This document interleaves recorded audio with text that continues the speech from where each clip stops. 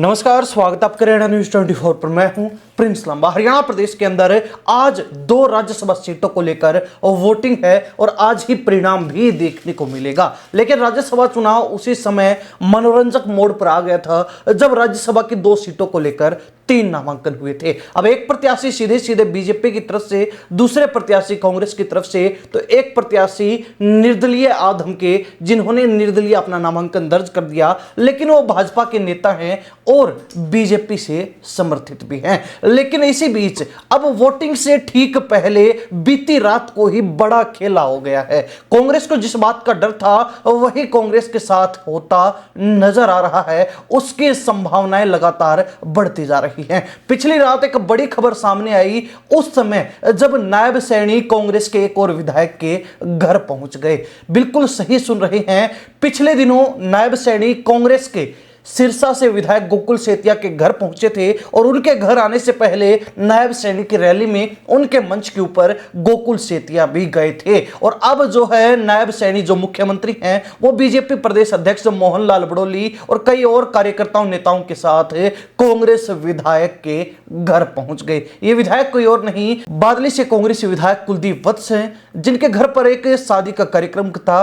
कहने को तो शादी के कार्यक्रम में शामिल होने के लिए मुख्यमंत्री और मोहनलाल बड़ोली कांग्रेस विधायक के घर पहुंचे थे, कांग्रेस विधायक के कार्यक्रम में पहुंचे थे। लेकिन राज्यसभा चुनाव से ठीक पिछले दिन, पिछली रात को ही कांग्रेस विधायक के घर पहुंचना अपने आप में कई और राजनीतिक चर्चाएं छेड़ गया। लेकिन ठीक इससे अलग एक और बड़ी खबर उस समय सामने आई जब दैनिक ट्रिब्यून की एक रिपोर्ट में दावा किया गया कि हिमाचल प्रदेश के शिमला में कांग्रेस की तरफ से बीजेपी पर एफआईआर दर्ज करवाई गई है, बीजेपी के खिलाफ शिकायत दी गई है और यह आरोप लगाए गए हैं कि बीजेपी के कई बड़े नेताओं ने कांग्रेस विधायकों को अप्रोच किया, यानी कि कांग्रेस विधायकों से संपर्क करके उनको खरीदने की, उनकी खरीद फरोख्त करने की कोशिश की गई है। और यह खबर कहीं ना कहीं अपने आप में ही बड़ा धमाका करने वाली है। कांग्रेस की तरफ से शिकायत देना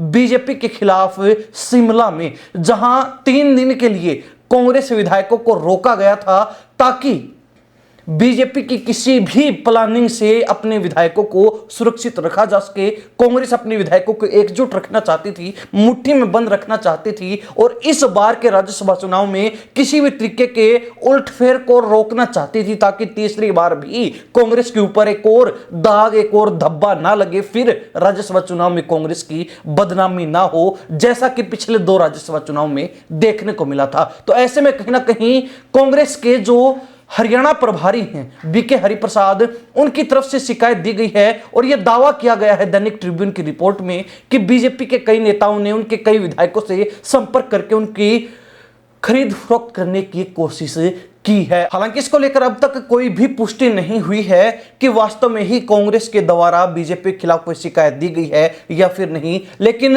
द ट्रिब्यून की रिपोर्ट में यह दावा किया गया है कि कांग्रेस ने बीजेपी के खिलाफ शिकायत दी है, वो भी शिमला पुलिस को, हिमाचल प्रदेश के अंदर। तो वोटिंग से ठीक पहले इन खबरों का सामने आना अपने आप में दर्शा रहा है कि बीजेपी की तरफ से भरपूर कोशिश की जा रही है कि कांग्रेस को राज्यसभा चुनाव में इस बार भी पूरा नुकसान पहुंचाया जाए। कांग्रेस को एक और झटका देने की तैयारी को बीजेपी पूरे तरीके से, पूरे जोर के साथ कर रही है।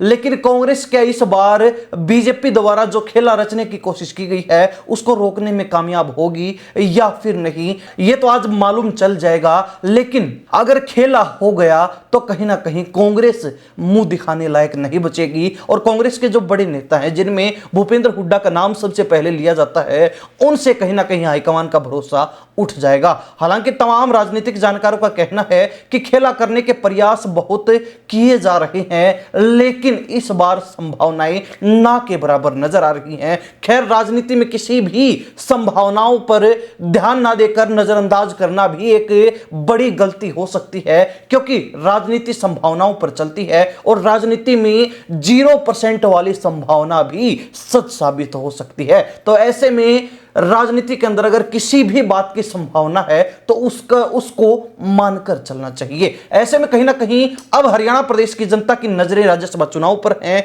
क्या राज्यसभा चुनाव में खेला होगा या फिर नहीं, क्या बीजेपी कांग्रेस विधायकों को खरीदने में कामयाब रही या फिर नहीं, क्या क्रॉस वोटिंग होगी या फिर नहीं, क्या कुछ विधायकों के वोट कैंसिल होने वाले हैं या फिर नहीं, ये कुछ समय बाद ही पता चल जाएगा। लेकिन तब तक के लिए आप खेला होने के बारे में क्या सोचते हैं? आपकी क्या प्रतिक्रिया? क्या इस बार राज्यसभा चुनाव में एक सीट बीजेपी एक सीट कांग्रेस जीतने वाली है या फिर खेला होने की कुछ उम्मीद नजर आ रही है? और यह खबर सुनने के बाद कि कांग्रेस के विधायकों को खरीदने की कोशिश की गई है, ऐसा दावा किया गया है, ऐसी रिपोर्ट सामने आई है कि कांग्रेस के द्वारा बीजेपी के खिलाफ शिकायत दी गई है। तो उसके बाद आपको क्या लगता है, वास्तव में ही खेला हो सकता है? कमेंट के माध्यम से जरूर लिखिए।